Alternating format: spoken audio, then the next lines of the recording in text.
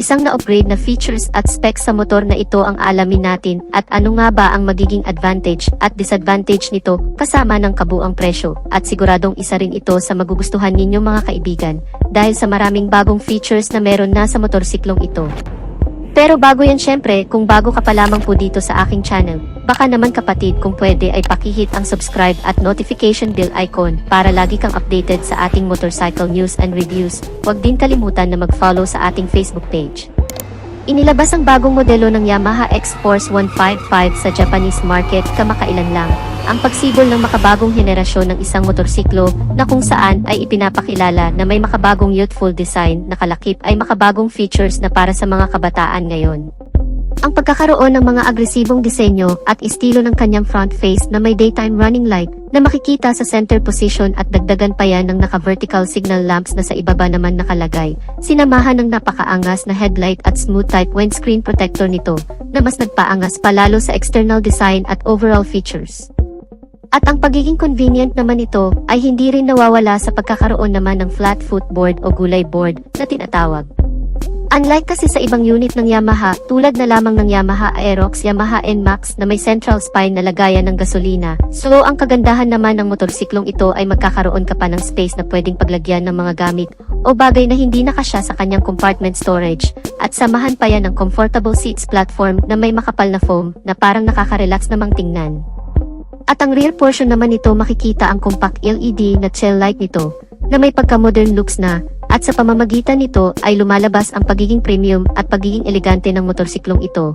Naka-halogen bulb naman ang iba pang mga ilaw nito, kagaya ng sa headlight, daytime running light, position light at turn signal lights.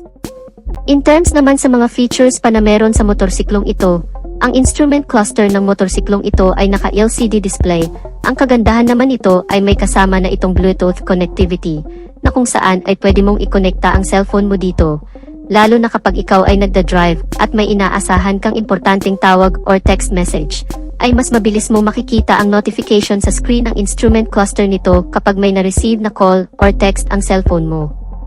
Kaya mas magiging kampante ka na wala kang mamimiss na mahalagang bagay o mensahe mula sa cellphone mo. Meron rin itong Way Connect system ng Yamaha.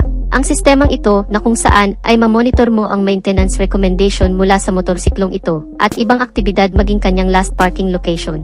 Bago lang din ito na sistema ng Yamaha na kung saan nagagamit na rin sa ibang modelo nito. At bukod pa dyan ay may kasama na rin itong USB port charging system na po pwede na rin mag-charge ng cellphone habang ikaw ay nagda-drive. Karagdagang convenient din naman dahil kapag alam mong lowbat ka na ay hindi mo na kailangan pang mag-stop over sa mga charging station dahil makakapag-charge ka na rin dito mismo sa motorsiklo. At syempre kung napaka-convenient nito ay hindi naman nawawala ang pagiging safety naman ng motorsiklong ito. Dahil pagdating sa kanyang mga safety features ay siguradong mapabibilib ka rin. Ang pagkakaroon ng advantage sa safety features din kasi ang hinahanap ng marami, lalo na kung ikaw ay baguhan pa lamang sa pagmamaneho ng motorsiklo. Ang pagkakaroon nito ng naka-dual channel ABS sensor, ang isa rin sa ipinagmamalaki ng motorsiklong ito na kung saan ay mas magiging confident ka na rin kung mapatakbo mo man ng napakabilis at bigla mong napindot ang brake lever nito, ay safe na makakapag-brake nang hindi ka tumatalsik o ma-out of balance. At hindi lang yun, isa pang karagdagang sa safety features nito ay ang traction control system naman. Tama po kayo nang naririnig, ang motorsiklong ito ay equipped na din sa makabagong safety features na ito, na kung saan ay magagamit mo naman sa mga kurbadang kalsada, madudulas at matubig na lugar, o kaya naman sa malulubak, dahil sa pamamagitan nito ay may iwasan ang pagkadulas o pagkasemplang dahil binabalansin ito ang ikot ng dalawang gulong sa harap at sa likod. Kaya mas magiging panatag ka pa habang ikaw ay naglulong ride.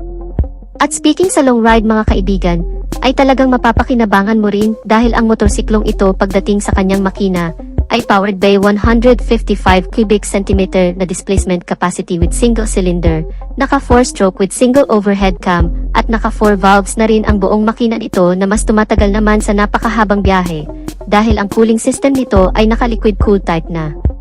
At syempre, hindi pa rin mawawala ang Blue Core technology at ang VVA o Variable Valve Actuation na kung saan ay pinapaganda pa lalo ang takbo ng makina at mas pinapatipid na rin ang pagkonsumo sa gas. Ang makina ng motorsiklong ito ay dinagdagan na rin ng isa pang feature na SMG o Smart Motor Generator na ang ibig sabihin ay mas tahimik at smooth na ang andar ng makina nito na hindi na rin maingay ang ugong At isa pa sa kagandahan ng scooter na ito, ay hindi na rin ito mausok, kaya eco-friendly na rin talaga. Naka-CVT transmission with variable speed, at may full tank capacity na 6.1 liters na hindi ka na rin bibitinin kahit ibiyahe naman ito ng hanggang 6 na oras na walang hintuan. Dahil naka-fuel injected type ang fuel system, ay may katipiran na rin naman ang fuel consumption. Naitala na umabot sa 40.9 km per liter, mas matipid ito kung tutuusin sa Yamaha NMAX, at mas malaki naman ang tangke sa Yamaha Aerox kaya talagang panalo ang motorsiklong ito. Pagdating naman sa engine performance, dito din talaga natin masusukat ang lakas o ang power output level ng motorsiklong ito sa pagkakaroon naman ng maximum power of 15 horsepower sa kada 8,000 revolution per minute. Habang ang maximum torque naman, ito ay 410 Nm sa kada 6,500 RPM, malakas-lakas na rin naman ang ganong klaseng arangkada ng makina. Yun nga lang pagdating sa top speed o buong bilis na inilabas na ng motorsiklong ito.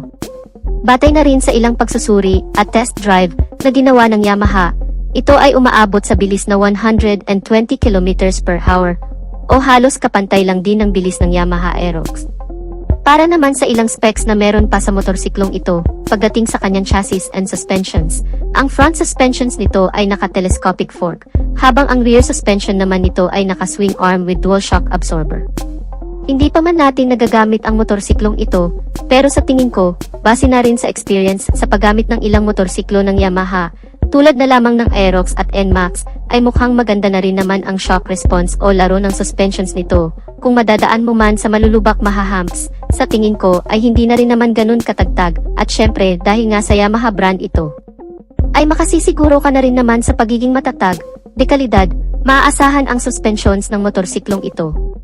Ang mga gulong nito ay may sukat sa front na 120/70R13, habang ang rear tire size naman nito ay 130/70R13. Naka-alloy wheel at naka-tubeless na ang mga gulong. Pagdating naman sa braking system nito, ang front brake nito ay naka-hydraulic single disc brake with piston caliper brake na may ABS sensor, at ang rear brake naman nito ay naka-hydraulic single disc brake na rin with piston caliper brake na may kasama na ring anti-lock braking system. Ang ilan pa sa mga features na meron sa motorsiklong ito, tulad na lamang ng idling stop system, passing light switch, side stand engine cut-off switch at engine check warning. Malawak na rin ang underseat compartment storage, na may capacity naman na 23.4 liters na kasyang-kasya naman dito ang full face helmet, at meron na rin itong retractable hook na kasama, na po pwede mong pagsabitan ng ilang bagay. Mayroon na rin itong bulsa sa may console panel, at hindi ka na rin mahihirapan kapag ikaw ay magpapagasolina, dahil nasa labas na lang din ang fuel access nito o lagayan ng gasolina na mas advisable naman ito kung gagamitin mo pang deliver, dahil hindi mo na kailangan pang bumaba ng motorsiklo at tanggalin kung sakali mang may karga-karga sa likuran. Dahil nasa harapan na mismo ang lagayan ng gasolina nito. Para naman sa dimensions and capacity. Ang buong haba ng motorsiklong ito ay nasa 1,895 mm, may kabuang lapad ito na 760 mm, at may kabuang taas naman na 1,120 mm. Ang ground clearance nito ay 125 mm na may wheelbase size na 1,340 mm. May kabuang taas naman ang upuan nito na umaabot sa 815 mm. Medyo may kataasan, kaya siguro ang tansya ko dito ay kakayanin itong abutin ng hanggang sa 5'3" pataas, so challenging na lang siguro kapag hindi umabot ang height mo dito. Ang buong timbang ng motorsiklong ito ay nasa 130 kilograms. May kabigatan din talaga compare sa other motorcycle scooters. At kung ang presyo naman ang pagbabasehan ay mukhang alam ko na ang magiging reaksyon dito ng karamihan, dahil ang kabuang presyo nito sa ibang bansa ay nasa $2,930 na kung i-convert naman natin sa Philippine peso, ito ay aabot ng hanggang sa 164,000 pesos. Yan ay estimated pa lamang at hindi pa yan ang totoong basihan. Available naman ito sa 4 na color variation. Ito ang Cold in White, Night Titanium Black, Sandstorm Green, at Meteorite Gray. Sa totoo lang mga kamoto, ito ay inilabas pa lamang talaga sa bansang India, bansang Taiwan, at sa bansang Japan, at sana ay dadalhin na rin sa ibang bansa pa sa Asia. And hopefully, sana dalhin din talaga ito dito sa bansa, kasi sa tingin ko ay medyo nahuli at naungusan na ang Yamaha pagdating sa upgrade ng mga motorsiklo, Kaya mas maganda rin sana kung dalhin talaga itong Yamaha X-Force 155 dito sa Pilipinas. So dito na natin tatapusin ang video natin mga ka-Wizard Moto. Sana nagustuhan ninyo ang video. At kung nagustuhan nyo ay pakipindot ang like button bilang suporta na rin sa ating channel. At sa mga hindi pa nakasubscribe ay inaanyayahan ko kayo kapatid na mag-subscribe sa aking channel para lagi tayong updated sa mga videos na i-upload ko pa. Maraming salamat sa walang sawang pagsuporta. Ride safe and God bless.